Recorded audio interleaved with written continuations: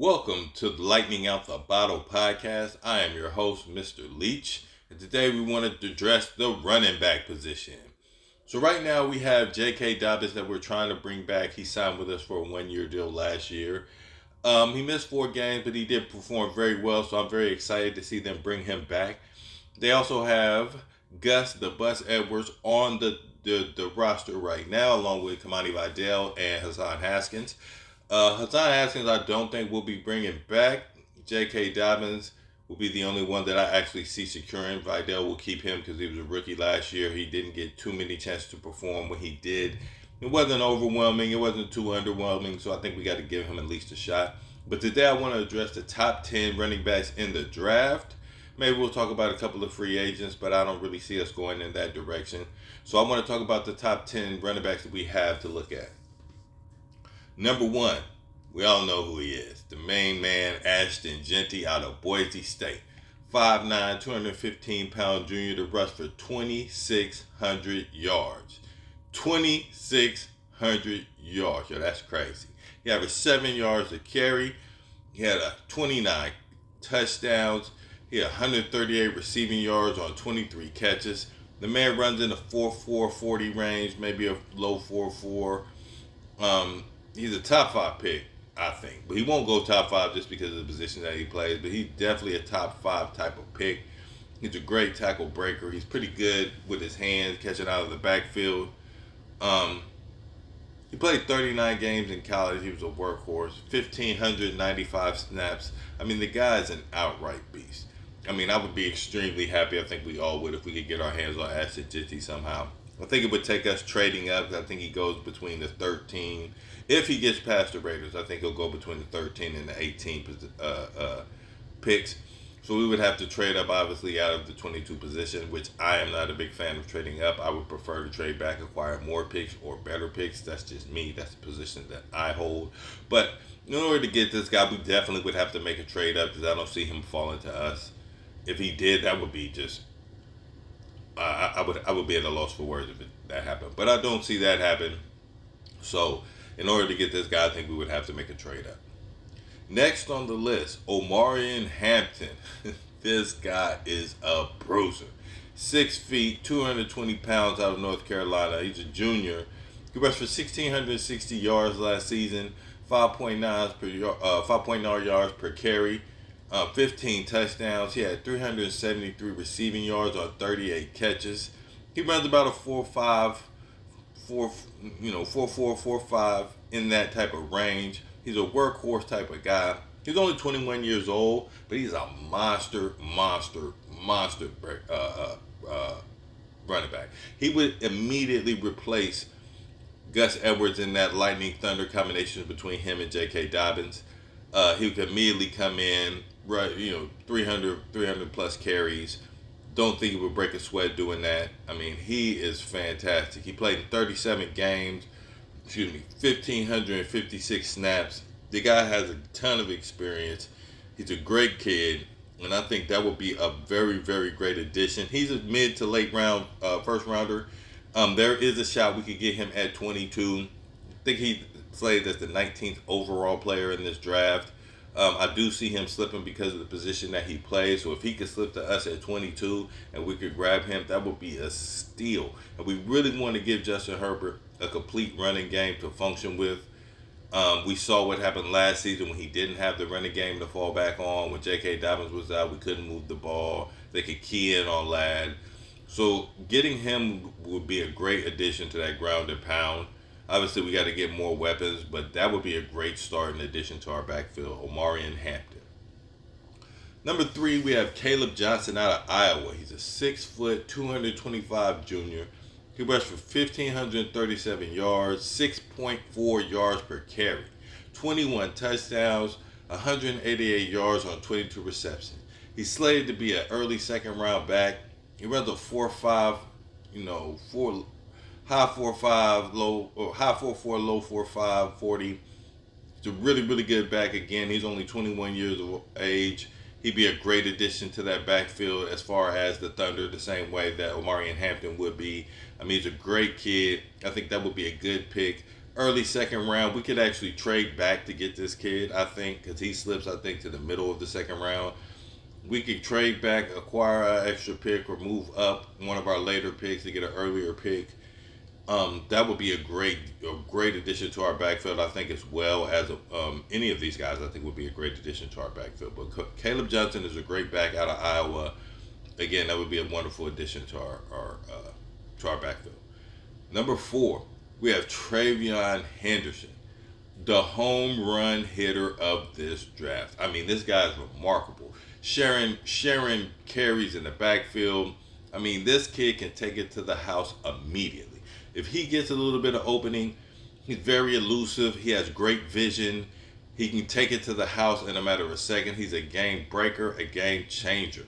Okay, he only rushed for well. Let me say he's a 5'10", 208-pound senior. He only rushed for 1,016 yards because again he was splitting time in the backfield. 7.1 yards per carry. 10 touchdowns, 284 yards on 27 catches. He runs about a 4.3, high 4.3, low 4.4 40. So he has tremendous breakaway speed. He's okay with carrying the ball a ton. He is kind of a workhorse back, but he's also a very, very, very explosive type of back. Um, he's 22 years old. He's a great dump off target, a legit dual threat. He played 45 games. He has 1,606 yards. Okay, so again, I'm sorry, 1,606 snaps. Again, sharing time in the backfield and still being able to get 1,000 yards on 7 yards per carry is amazing. That's a beautiful stat. Right, and 27 catches out of the backfield for 284 yards, the dual threat. That's what Justin Herbert needs. He needs a guy that can not only run the ball, but also a guy that he can dump the ball off to in tight situations. If we aren't able to address the offensive line the way we want to, and he gets hurried up, have a guy that can dump it off and break it to the house, at least break for 7, 8, 9, 10 yards, getting first downs. He's a complete game changer. This is the guy that I have my eye on. I would love to draft Travion Henderson out of Ohio State. Number 5, Dylan Sampson out of Tennessee. The 5'11", 190-pound junior is a phenomenal running back. He got 1,491 yards or 5.8 yards per carry. He had 22 touchdowns, 143 yards on 20 receptions. He runs about a 4.35 to a 4.4 40. He has fantastic vision. He is a little bit young. He's only 20 years old, but he played in 34 games. He has 1,023 snaps.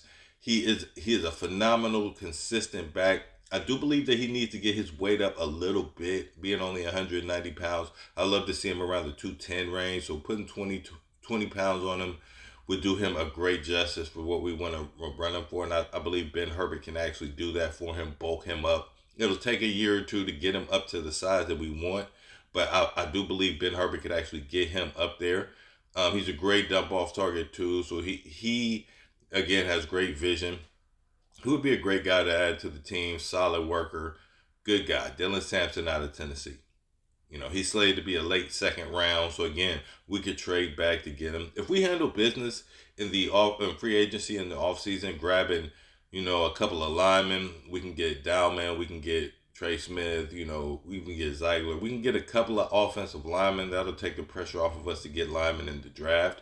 If we can steal a couple of D linemen, that would be great too. Wide receiver, I'm hoping that we may be able to pull off a trade or something like that for Devontae, maybe DK Metcalf, and address that wide receiver position so that we're not going into the draft starved for these positions. That would change a lot, because if we could take care of that before we get into the draft, then we could do whatever we want to in the draft. So that's what I'm looking for. But Dylan Sampson again. Next, we have Quinshon Judkins. Okay, speaking of Travion Henderson, this is the guy he was sharing the backfield with. Out of Ohio State, he's a 6 foot, 219-pound junior. He rushed for 1,060 yards. He had 5.5 yards per carry, 161 receiving yards on 22 receptions. He runs about a 4.5 40. So he doesn't have super elite speed, but he does have great speed. He has great vision. He's a power back. He can carry the load. Because really what we want to do is be able to keep J.K. fresh for a whole season. I don't believe that he's actually played a whole season his whole career. So that's really what we're trying to do here. We want to get him some help so that he's not the every down back that we have to depend on. Quinshon Judkins is a fantastic runner. Again, both of these guys in the backfield of Ohio State rushed for 1,000 yards sharing time. Again, Travion Henderson rushed for 7 yards to carry. Quinshon Judkins rushed for 5.5 yards to carry. He is moving up the draft boards as we speak, and I think he might have even jumped Henderson. Which either one of these guys I would be happy with. Henderson I like more because he has that breakaway speed that can just, I mean, he can light up a game. So Quinshon Judkins though would be an absolute steal in the third round where he's slated to go. We could trade multiple times back and still be able to get a running back in this draft. That's what I love about this draft so much, that there's just so many players all over the draft board. Like all over the draft board. I mean, I have the top 10 here, but I would say there's at least 15 guys that could just come in and not necessarily be your RB1, but they could definitely come into be RB2, take some carries, help, ease the pressure off of J.K. Dobbins. So um, we have plenty of room to pick. We don't have to pick one of the higher guys. We have some lower guys on this list that are absolutely fantastic that we could go with. That brings me to number 7, Devin Neal, who is also slated to go in the third round. Kansas running back, 5'11", 220-pound senior. He's 1,266 rushing yards on 5.8 yards per carry, 16 tugs, 250 yards receiving on 24 reception. He's 4.5, 40. I mean, this guy's an absolute stud. He is a stud. This guy is one of the steals of the draft. He's also one of my favorite running backs in the draft. He's 20 years old. He's an extremely tough runner. He's hard to bring down. Runs with such power and velocity. He's extremely experienced. He's played in 48 games, 2,006 snaps. I mean, this guy right here would be a great addition to our team. He's a great kid. He has great vision. He has great power, great work ethic. This would be a great addition. And he's slated to go in the third. He has been moving up draft boards as of late, but I still think we would be able to get him somewhere in that mid to late third round. And that would be an absolute steal. Number 8, a fan favorite of everybody in America, I think, Cam Skattebo. Arizona State, 5'11", 250-pound senior. 1,711 yards on 5.8 yards per carry, 21 tugs, 605 yards receiving on 45 catches. Let me say that again. He has 605 receiving yards on 45 catches. Runs about a 4.6 40. He's a little bit slower, but he is an absolute stud. He is a dual threat. He is exactly what we actually need in a running back. I mean, he's a power back. He's a catcher out of the backfield. He's a workhorse. I mean, he's a great kid. This is a great, great, great player. He's slated to go in the fourth. I doubt he's still around in the fourth, but that's where he's going. He's consistently mocked in the 95 to 105 range. So there is a possibility that we would be able to get him. I think the pairing with him and Trayvon Henderson would be a fantastic pairing. You got 2 dual threat running backs. One of them that could carry the workload and be that workhorse at Thunder. You have one that could be the dual threat and that can have that electricity to him. You pair them two together, add J.K. Dobbins. Now you have a serious backfield threat. When we were the best at running, we had a 3-headed monster. We had LaDainian Tomlinson, we had Michael Turner, and we had Darren Sproles. We also had Lo Neal in the backfield as fullback.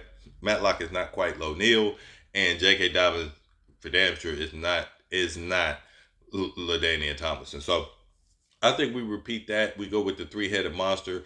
That's what Jim Harbaugh wants to run and Greg Roman wants to run. So we want to give them all the tools they can to function in the offense that they create the best.